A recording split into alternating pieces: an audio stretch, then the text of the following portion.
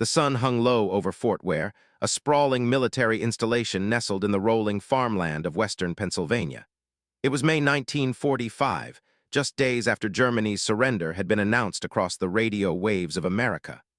The war in Europe was finally over, but at this isolated base, a strange new chapter was beginning.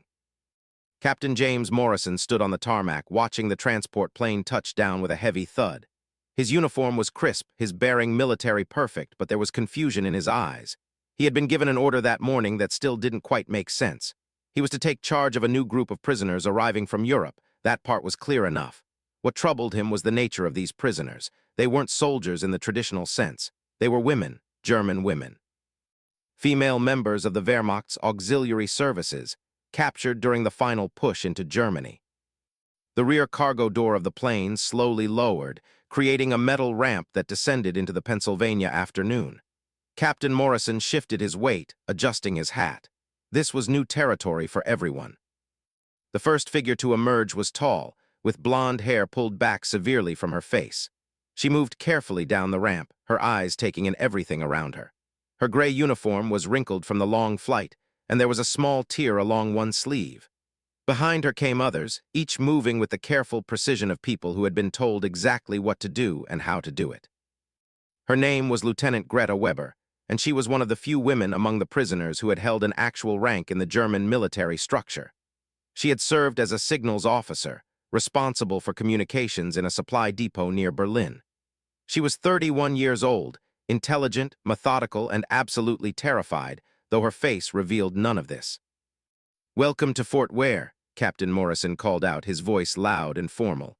"I am Captain James Morrison. You will follow my orders without question. You will."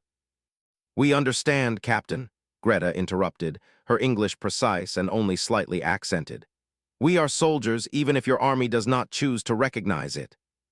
The words hung in the air between them like a physical thing. Morrison's jaw tightened. This was going to be more complicated than he had anticipated. The 243 German women, some had served in support roles, others in nursing positions, still others in communications or administration, were led through the gates of Fort Ware into a compound that had been hastily prepared for their arrival.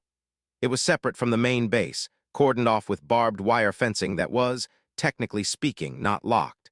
The prisoners were meant to understand that they were captives, but the base commander had received unusual orders. These women were to be treated well. Their accommodations were to be clean. Their food was to be adequate. They were not to be questioned about the war or their service. This last instruction troubled many of the officers on base, but orders were orders. Greta was assigned to a small barracks with 11 other women. The building was old but clean, with army cots arranged in 2 rows and a single window that faced toward the fence, and beyond it, the Pennsylvania countryside. The other women began to settle in immediately, a few of them crying quietly, others moving with the same mechanical efficiency that Greta employed. "They will send us home soon," one young woman said. Her name was Liesel, and she was barely 23 with dark curly hair and frightened eyes. "My mother will not even recognize me. I have been gone for 3 years." "We will go home," Greta said, not unkindly, but something in her voice suggested that she did not quite believe this herself. The first days at Fort Ware were strange and disorienting. The women were given jobs, cleaning the barracks, working in the mess hall, helping in the laundry facility. They were paid a small wage in script that they could use at the camp store. They were forbidden from discussing politics. They were not to speak about the Nazi Party or their feelings about the war. In many ways, it felt less like imprisonment and more like employment. But there was an undercurrent of tension that ran through the base like an electric current. On the 4th day, a man came to the women's compound. His name was Sergeant Robert Klein, and he had been stationed at Fort Ware for 18 months. He was 28 years old, from a small town in Ohio, and he had lost his brother to enemy fire in France. He walked through the compound with disgust written across his face, looking at the German women as though they were responsible for his personal loss. "You're getting too comfortable here," he said to the women gathered in the yard. "You think this is a vacation. You think America is soft. You think we're going to let you just walk out of here and forget what your country did." Greta stood among the other women, her face carefully neutral. "My brother died so that people could be free from your regime," Klein continued, his voice rising. And here you are, eating 3 meals a day, sleeping in clean beds, living better than half the soldiers on this base. It's not right. One of the older women, a woman named Margit who had served as a nurse in the Wehrmacht, spoke up. "We did not choose the war," she said quietly. "We served where we were ordered to serve." "That's the excuse of every Nazi," Klein shot back. "I was just following orders. Well, the world heard that excuse at the trials, and it didn't hold then, and it doesn't hold now." He stormed away, leaving a heavy silence behind him. It was that evening that Greta made a decision that would change everything. She went to find Captain Morrison in his office, located in the main administration building at the north end of the base. "Captain Morrison," she said, knocking lightly on his open door. He looked up from his paperwork, and she saw surprise cross his face. "Lieutenant Weber, what can I do for you?" "I want to request a meeting with the base commander," she said. "For what purpose?" "I believe there may be a problem with morale among the enlisted men. I believe they harbor resentment about our presence here." Morrison set down his pen and leaned back in his chair, studying her. "That's not really your concern, is it? You're a prisoner here." "Yes," Greta acknowledged. "But I am also an officer, or I was. I understand chain of command and discipline. I understand that an unhappy garrison can lead to incidents. I understand that something should perhaps be done." There was something in the way she said this that made Morrison listen. "What would you suggest?" "Allow me to speak to the men," Greta said. "Let me explain our position. Let me help them understand that we are not the enemy they have imagined us to be." Morrison considered this. It was highly irregular, but he was also a pragmatist. There had been 3 fights in the past week between soldiers and prisoners. There had been whispered threats. If this woman could help diffuse the situation, it might be worth the risk. "All right," he said. "I'll arrange it, but it will be just a short address, nothing political, nothing about the war or Germany or—" "Just the truth," Greta said. "That is all I want to say." The assembly took place on a Friday evening in the base's large meeting hall. Approximately 300 soldiers and support staff filed in, most of them curious, some of them openly hostile. Greta stood on the small stage at the front of the room, her uniform neat and her bearing erect. Captain Morrison stood to one side, watching carefully. "My name is Lieutenant Greta Weber," she began. Her English was careful and clear. "I know that many of you do not want me here. I understand that some of you have lost people you love. I am deeply sorry for this. War is terrible. War takes from everyone." There was silence in the room. A few men glanced at each other. "I was a signals officer," Greta continued. "I worked in an office, sending and receiving messages. I did not pull triggers. I did not make policy. I was a soldier, just as you are soldiers. I served my country the way I was commanded to serve. I do not excuse the things my country did. I do not excuse the Nazi Party. But I also do not believe that I am responsible for every action taken by every person in my nation. As I am sure you do not believe yourselves responsible for every action taken by your government." A man in the third row stood up abruptly. It was Sergeant Klein. "This is bullshit," he said loudly. "She's trying to manipulate us. She's trying to make us feel sympathy for her." "I am not asking for sympathy," Greta said, her voice never wavering. "I am asking for respect from one soldier to another." "You're not a soldier," Klein spat. "You're a Nazi collaborator." "Perhaps," Greta said, and here was the moment that changed everything. "Perhaps that is true. Perhaps I am guilty of many things, but I am also here now not by choice, waiting to be sent home or to face trial or to learn what will become of me. I do not control my future. None of us do, really. We are all prisoners in some way. Prisoners of circumstance, prisoners of history, prisoners of the choices made by people we did not choose to follow. So I ask you not for sympathy, but for the basic human decency of acknowledging that I am a human being, just as you are." She sat down. Captain Morrison dismissed the assembly. As the men filed out, Greta noticed that Klein was no longer looking at her with quite as much hatred. He was looking at her with something more complex. Confusion, perhaps, or the first glimmer of understanding that she was not quite what he had imagined her to be. Over the following weeks, the atmosphere at Fort Ware began to shift. It did not shift dramatically. There were still guards. There was still a fence. There was still the understanding that these women were prisoners and that they would eventually be sent home or transferred elsewhere. But the undercurrent of hostility diminished. Soldiers and prisoners began to interact in small ways. A soldier would help move a heavy box of supplies in the laundry. A prisoner would offer extra food to a guard who appeared to be having a difficult day. Small acts of humanity began to accumulate. Greta, meanwhile, settled into a rhythm at Fort Ware that was almost ordinary. She worked in the administrative office, using her skills with languages and organization to help keep the prisoner records in order. She was given more responsibility than the other prisoners, trusted to handle sensitive information. It was an unusual position, one that made some of the other German women suspicious of her. "She is collaborating with them," Liesel whispered one night, not unkindly. "She is trying to make herself valuable so they will treat her better." "Perhaps," Greta replied. "Or perhaps I am simply trying to make this situation bearable for all of us." The truth was more complicated than either explanation. Greta had begun to feel something unexpected at Fort Ware. She had begun to feel safe. Back in Germany, the entire structure of society had been built on fear and propaganda. The constant surveillance, the mandatory party membership, the awareness that one wrong word could lead to denunciation. At Fort Ware there was captivity, yes, but there was also clarity. The rules were explicit, the expectations were clear. There was no hidden terror lurking beneath the surface, no secret police, no midnight knocks on the door. And perhaps most surprisingly, there was opportunity. Captain Morrison called Greta into his office one afternoon in late June. By this time, summer heat had settled over Pennsylvania, and the base was drowsy and quiet during the long afternoons. "I've been looking at your file," Morrison said. "Your education, your service record, your evaluations, you're clearly intelligent. You speak 4 languages." "5," Greta corrected. "German, English, French, Italian, and Russian." "Russian," Morrison repeated, looking interested. "How did you learn Russian?"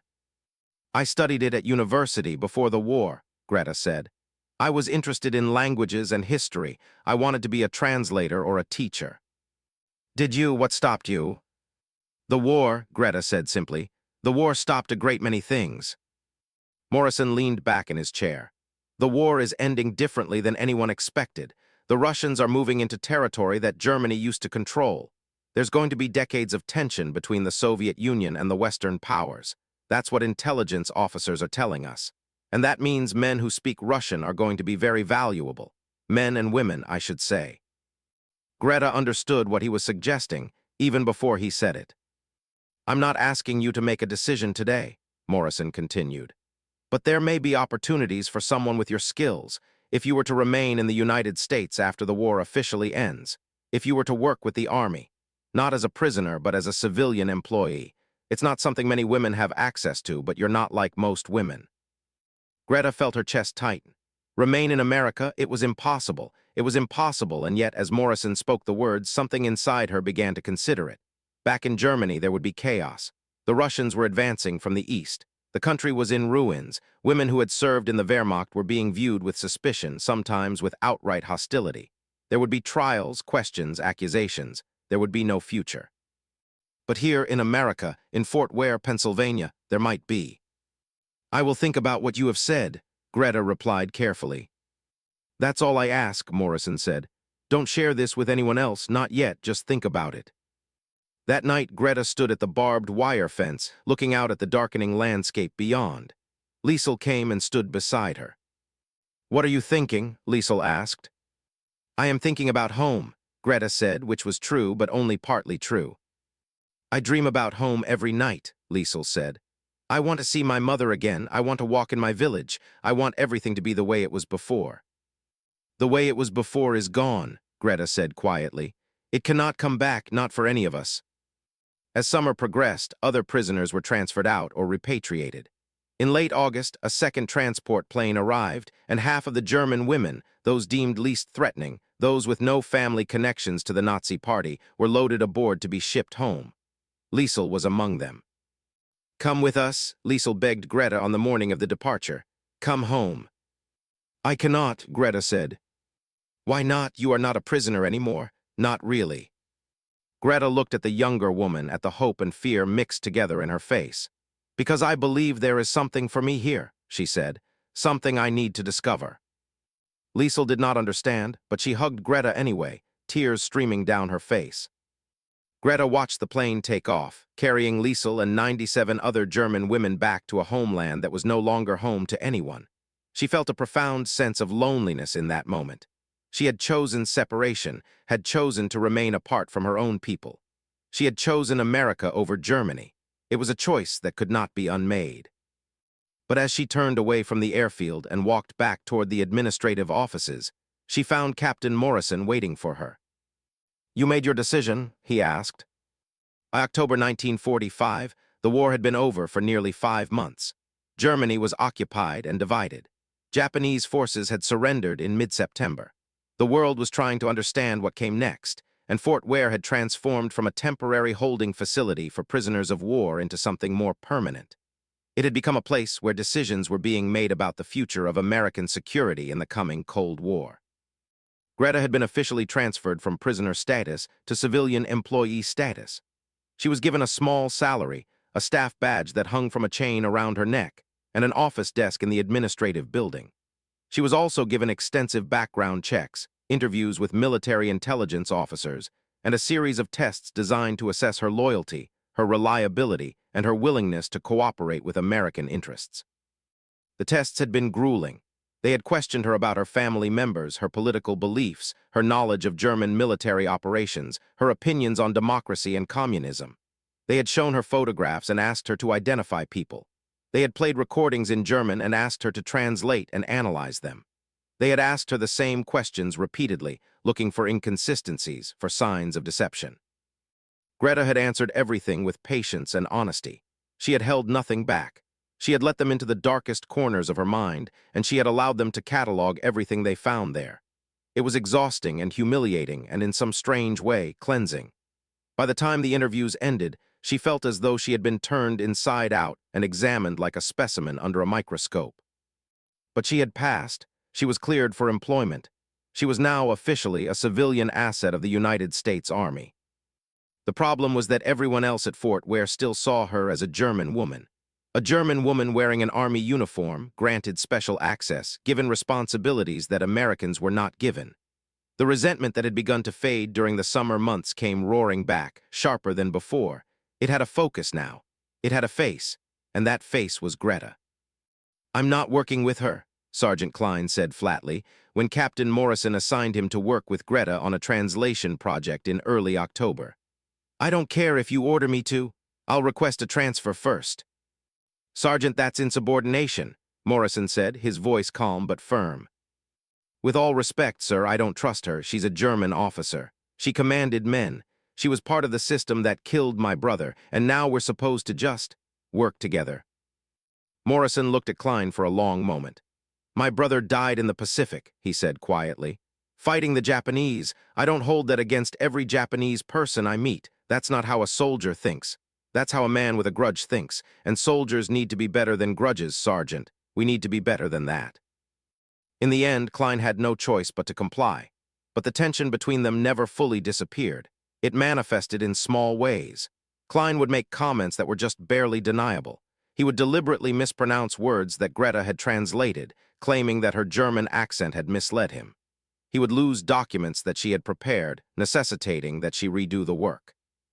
He never did anything overtly hostile, nothing that could be reported as a violation of orders, but it was a constant, grinding pressure. The other soldiers and support staff were more openly hostile. There were looks that followed Greta through the corridors of the base. There were conversations that stopped abruptly when she entered a room. There were rumors, whispered in the mess hall and in the barracks, about what she must have been. The things she must have done to survive. The compromises she must have made to secure this position. "They say she was a spy," one young private said, not realizing that Greta was standing just around the corner in the administrative office. "They say she was part of some intelligence operation." "They say worse than that," another voice replied. "They say she was involved in the death camps, that she was part of something really dark." Greta had never been to a death camp. She had been a signals officer working in a supply depot, but she had heard rumors even during the war of places where terrible things were happening. She had chosen not to investigate those rumors too closely, had chosen not to know. She had told herself it was not her concern, that she was just a soldier following orders. In the quiet moments of the evening, in the barracks she now had to herself, she wondered if that made her complicit. If not knowing was the same as knowing. If choosing to be ignorant was the same as choosing to participate. It was Morrison who finally addressed the situation directly. He called an assembly of the base personnel in mid-October, and he did it with a level of formality that made it clear this was a serious matter. "There have been complaints," he began, standing on the small stage in the assembly hall. "There have been rumors. There have been incidents of disrespect toward a member of our civilian staff. This will stop, effective immediately." He brought Greta onto the stage. She stood beside him, her bearing military perfect, her face calm. "Lieutenant Greta Weber has been officially cleared by military intelligence," Morrison announced. "She has been vetted and certified as a trusted asset of the United States Army. She will be treated with the same respect as any other employee of this base. Anyone who has a problem with that can discuss it with me, and we can discuss whether the Army is the right place for them." It was a defense, and it was publicly delivered, which was more than Greta had expected. But it also had the effect of hardening some men's resolve to be hostile. If Morrison was defending the German woman, then perhaps she was more than just a prisoner. Perhaps she was something to be suspicious of.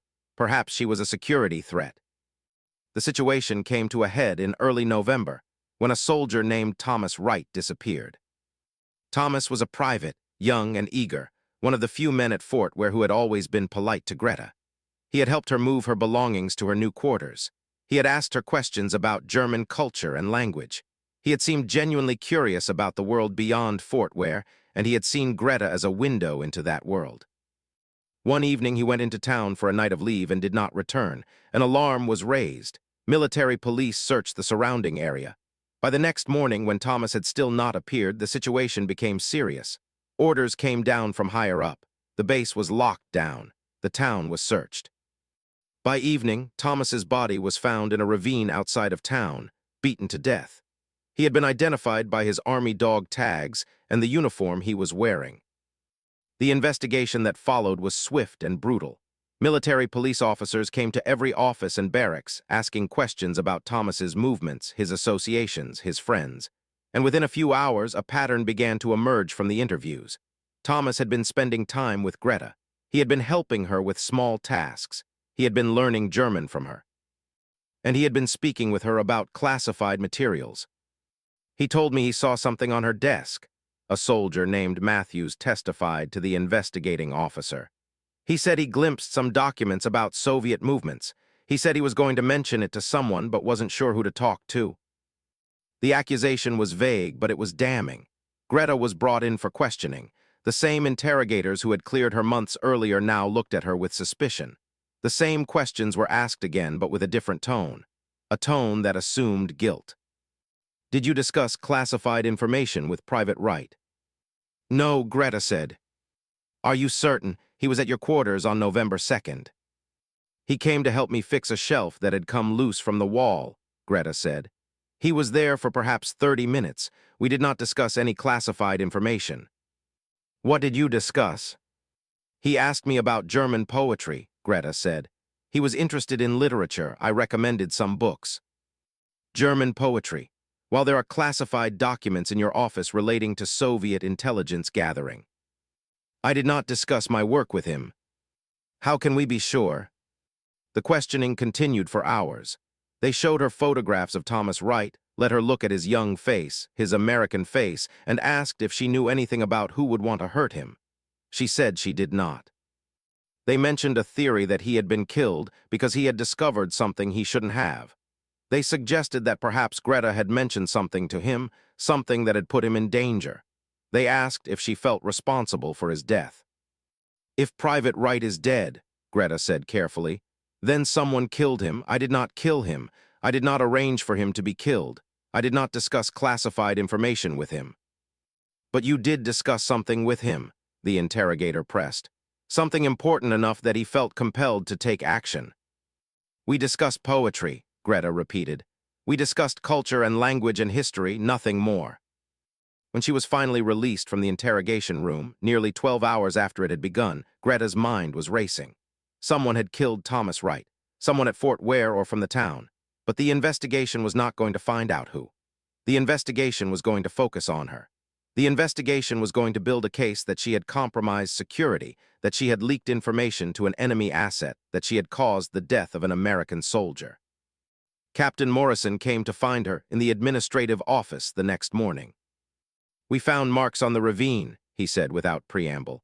Signs of a struggle. Forensics is suggesting that Thomas was beaten by multiple assailants, that it was likely a robbery gone wrong, a civilian matter. What does this mean? Greta asked. It means the investigation is shifting focus, away from base personnel, away from you. Then I am not suspected. You were always a convenient suspect, Morrison said, and there was bitterness in his voice. Everyone wanted to believe it was you. It would have been so simple. German woman, secret agent, kills American soldier to cover her tracks. It would have made sense to people who wanted to believe the worst about you. But it was not true, Greta said. I know, Morrison said, but truth doesn't travel as fast as suspicion. By the time the full investigation is complete and cleared you entirely, people will have already decided that you're guilty. He was right. Over the following weeks, as the investigation officially cleared Greta of any involvement in Thomas Wright's death, the whispers about the base did not stop. If anything, they intensified. The theory developed that she had been protecting someone, that she had information she was not sharing. Men who had previously been neutral toward her now looked at her with open dislike. Sergeant Klein made no effort to hide his satisfaction at her difficulties. But there was also something else that happened, something more subtle. A small group of people began to reach out to her. Older soldiers, ones who had seen more of the world, who had lost family in the war but had somehow managed to separate that loss from individual Germans they encountered. One of these men was a sergeant named David Harrison, who worked in the base's supply depot. "What they're doing to you is wrong," he said one afternoon when she was helping to inventory supplies in the warehouse. "I wanted you to know that. Not everyone here thinks you're guilty." "Thank you," Greta said quietly. "My father was a prisoner," Harrison continued. "In Japan, he survived but barely. He spent the first year after the war hatting every Japanese person he saw. Then one day he met a Japanese gardener in his neighborhood. The man helped him fix his fence. They got to talking. And eventually my father understood something. Not everyone is responsible for the sins of their country." "Your father sounds like a wise man," Greta said. "He was," Harrison said. "He died 2 years ago, but he left me something. He left me the understanding that hatred is a choice and that we don't have to make that choice." Over the course of the fall and winter of 1945 and into early 1946, Greta's position at Fort Ware became more stable, but also more complicated. She was no longer suspected of being a spy, but she was also no longer welcomed as an employee. The work she was given was often pointless, designed to keep her busy without actually utilizing her skills. She was tasked with filing, with data entry, with translation work that could have been done by anyone who spoke a little German. And yet she did not complain. She did not ask for transfer. She did not request repatriation to Germany, even though both options were technically available to her. She remained at Fort Ware, going through the motions of work, watching the seasons change, waiting for something she could not quite name. It was during this period that she began to spend more time with the remaining German prisoners. There were only about 30 of them left at Fort Ware. They were in a separate section of the compound now, awaiting transfer or repatriation. Most of them viewed Greta with a mixture of pity and contempt. She had chosen to work for the Americans. She had given up her identity as a German. She had betrayed them in a way that was both specific and entirely theoretical. But one evening in early January, a young woman named Christina came to Greta's office to speak with her privately. "I am being transferred next week," Christina said. "They are sending me back to Germany. My father's farm is in the Russian zone, and I do not know if I will ever see it again. But I wanted to tell you something before I left. I wanted to thank you." "Thank me for what?" Greta asked, surprised. "For staying," Christina said. "For making your life here even though it is hard. The rest of us, we have been waiting to leave. We have been waiting to go home. But home does not exist anymore. Germany does not exist anymore. It is occupied. It is divided. It is not ours. But you understood this. You understood that sometimes you have to build a new home where you find yourself. I want to try to do that too if I can. I want to stay in this country. I have been thinking about requesting to remain, if you think it is possible." "It is possible," Greta said. "You will need to be vetted, cleared by intelligence. It may take time, but it is possible." "Will you help me?" Christina asked. "Of course," Greta said. And in that moment, everything shifted. For months, Greta had been alone, isolated both by her status as a German and by the resentment of those who saw her as a traitor. But now, she realized that there was a reason she had stayed. It was not just safety or opportunity, though those things mattered. It was the possibility of helping others navigate the same terrible choice she had made. The choice between returning to a homeland that no longer existed and staying in a place that did not particularly welcome you. Over the next few months, Greta worked with the army to help several of the remaining German prisoners transition to civilian employee status. She wrote recommendations. She answered questions for the security clearance investigators. She used her knowledge and her credibility to vouch for people she believed deserved a second chance.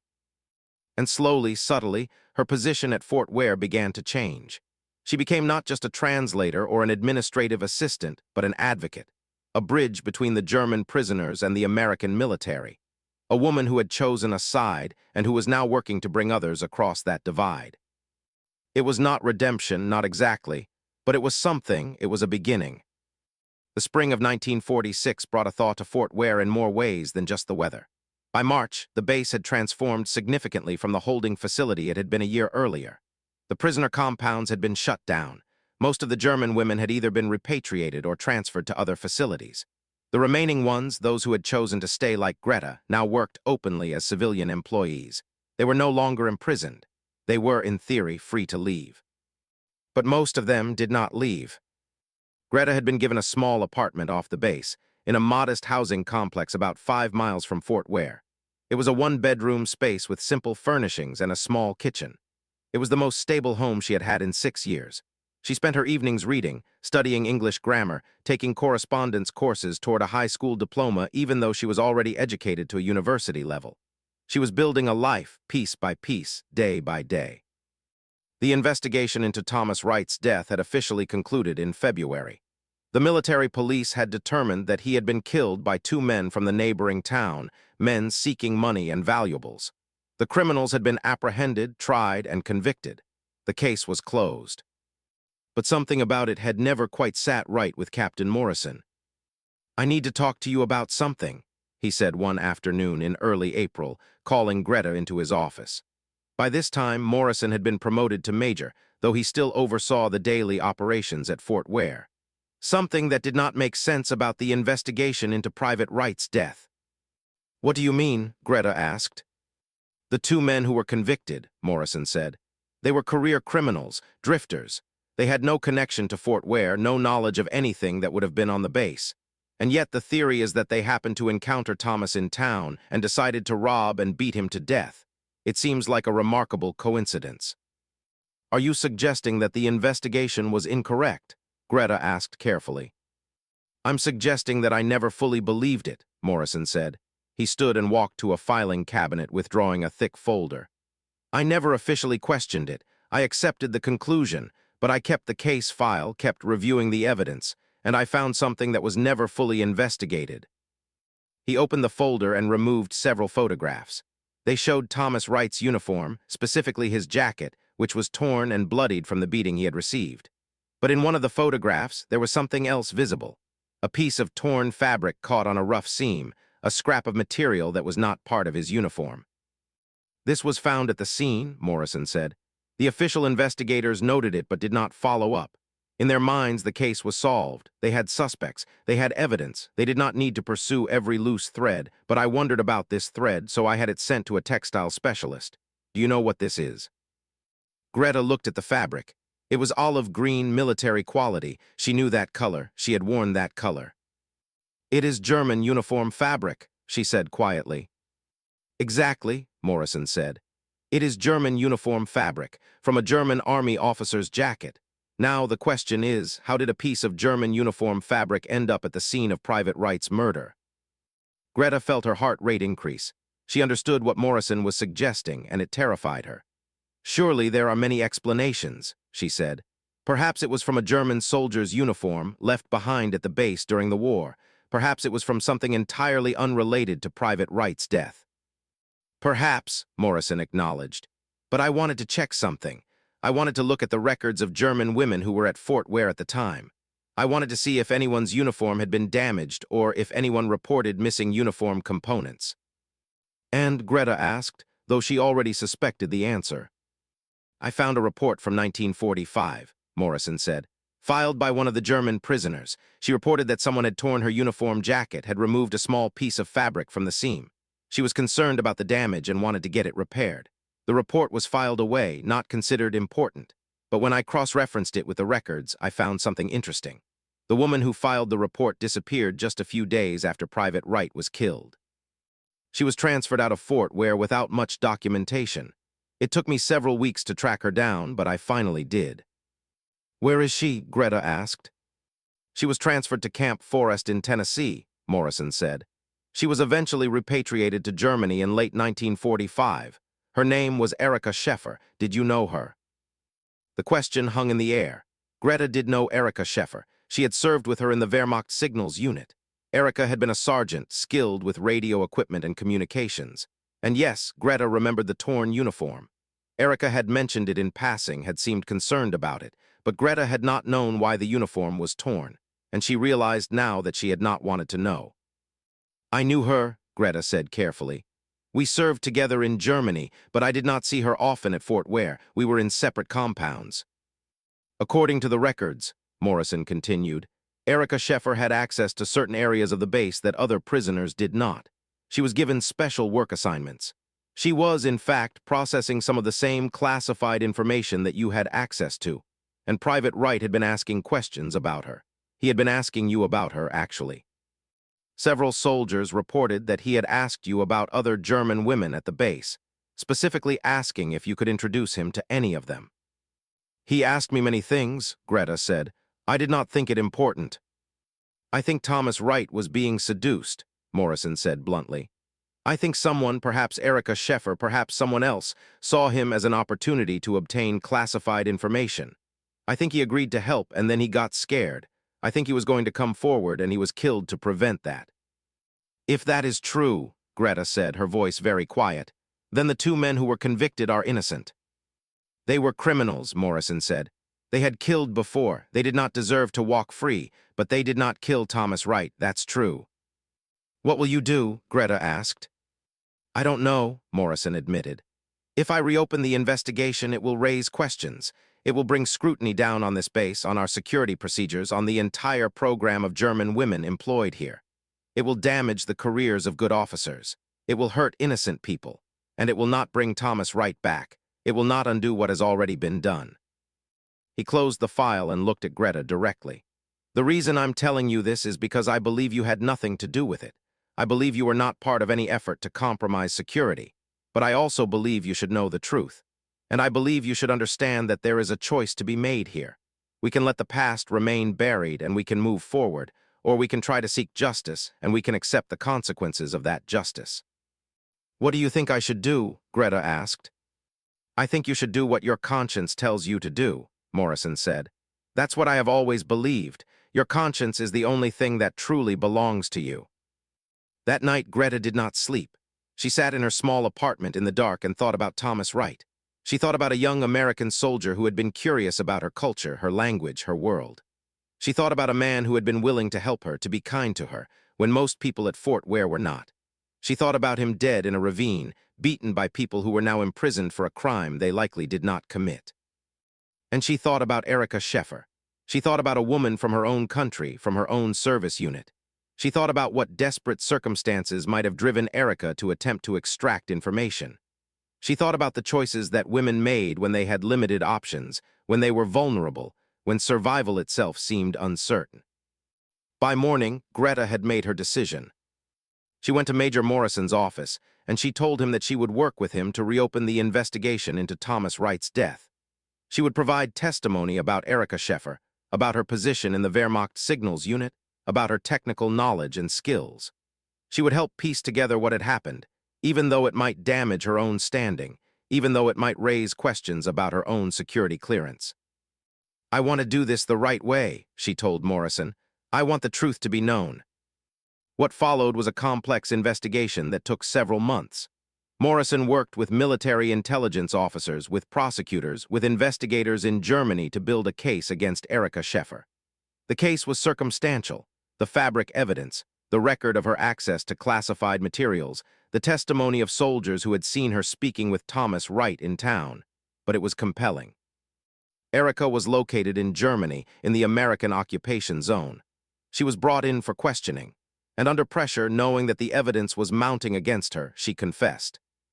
She had not directly killed Thomas Wright, but she had arranged for his death. She had been working with German intelligence operatives, men who had escaped to South America but maintained networks in occupied Germany. They had recruited her while she was a prisoner at Fort Ware, offering her family money in return for access to classified materials about American military movements and intelligence gathering on the Soviet Union. Thomas Wright had been a means to an end. She had seduced him, encouraged him to help her obtain documents, and then made him an offer. She would pay him money, she had said, to help her escape Fort Ware and make her way to Argentina, where she could join other German officers who were rebuilding their lives. Thomas had been conflicted. He was a young man in love, and he was also a soldier who understood that he was being asked to help an enemy agent. He had gone to town to think it over. He had decided to confess everything to his commanding officer. But Erica's handlers had been watching. They could not allow an American soldier to reveal their network. So they had killed him. They had killed him, and they had removed the piece of uniform fabric from his body, and they had arranged for two common criminals to be blamed for the crime. The revelation of this conspiracy sent shockwaves through Fort Ware and through the military intelligence apparatus of the United States Army. It raised questions about security procedures, about how German prisoners had been able to access sensitive information, about how deeply German intelligence networks had penetrated American positions. And it also raised serious questions about Greta. She withheld information, Sergeant Klein said, when Greta's role in the investigation became public knowledge. She knew about Erica Scheffer, she knew about the torn uniform, she said nothing for months. She did not know that Erica was guilty, Morrison defended. She knew her as a colleague from her service in Germany. She had no reason to suspect her of anything. That's what she says, Klein replied. But how do we know? How do we know she wasn't complicit? How do we know this whole thing isn't some elaborate German scheme? The suspicion returned, heavier than before. Greta was questioned again by military intelligence. Her clearance was reviewed again. She was interrogated about her relationship with Erica, about any contact she might have had with German intelligence operatives, about any information she herself might have been convinced to pass on. This time her answers were more complicated. She admitted to knowing Erica. She admitted to having conversations with her. She admitted to knowing that Erica was concerned about something, though she had never asked what. She admitted that she should have been more alert, more suspicious, more willing to report concerns. But I did not pass classified information, she said firmly. I did not compromise security. I did not help Erica Scheffer in any way. Can we verify that? The interrogator asked. You can review all of my work, Greta said. You can check every document I handled, every translation I made, every communication I participated in. You will find no evidence of compromise. And indeed, when the review was completed, the investigators found nothing. Greta's work had been meticulous, careful, and entirely above suspicion. But the fact that she had known Erica, that she had not immediately reported concerns about her, was enough to damage her reputation further. This time, however, something different happened. Instead of being ostracized by the base personnel, Greta found herself supported by them. Major Morrison gave a formal statement to the entire base, explaining Greta's role in solving the murder. He explained how her willingness to cooperate with the investigation, at great personal cost to her standing, had helped bring about justice for Thomas Wright. Private Wright was killed, Morrison said, standing before an assembly of nearly 300 soldiers and support staff. He was killed by people who wanted to protect their secrets. But there is a woman here at Fort Ware who refused to let that murder remain unsolved. She put herself at risk. She damaged her own reputation. She did this because she believed that truth was more important than comfort, that justice was more important than convenience. He looked toward Greta, who was standing at the back of the assembly hall. We have often questioned whether we can trust a German woman with American secrets. But I ask you to consider this. How many of you would have had the courage to do what Lieutenant Weber did? How many of you would have been willing to reopen old wounds, to face new suspicion, to sacrifice your own standing for the sake of truth? Sergeant Klein was standing near Greta. She saw him listening to Morrison's words. She saw something shift in his expression. It was not forgiveness, not exactly. But it was recognition. It was the beginning of the understanding that Greta was not what he had believed her to be. After the assembly, soldiers began to approach her. Men thanked her for her service. Men apologized for their previous hostility. Men told her that they understood now that she was not their enemy. One of the last people to speak to her was Sergeant Klein himself. "I was wrong about you," he said simply. "I apologize." "You were not entirely wrong," Greta replied. "I was complicit in many ways. I remained silent when I should have spoken. I accepted things that should not have been accepted. I survived by not asking questions. But I learned that survival is not enough, that there is something more important than comfort or security. There is integrity. There is truth." "My brother would have liked you," Klein said. "I think he would have understood what you are trying to do here." "I am sorry for your loss," Greta said. "I know," Klein replied, "and I am sorry for the way I treated you. It doesn't make it right, but I want you to know that I understand now why I was wrong." The resolution of the Thomas Wright murder case became a turning point at Fort Ware. The suspicion that had clung to Greta for so long finally began to lift. She was no longer the German woman who was tolerated because she was useful. She was a woman who had proven her commitment to American values, to truth, to justice. But the case also had broader implications. The revelation of Erika Scheffer's espionage network led to an investigation into other German intelligence operations that had been conducted during the prisoner of war period. It led to the arrest of several German operatives in South America.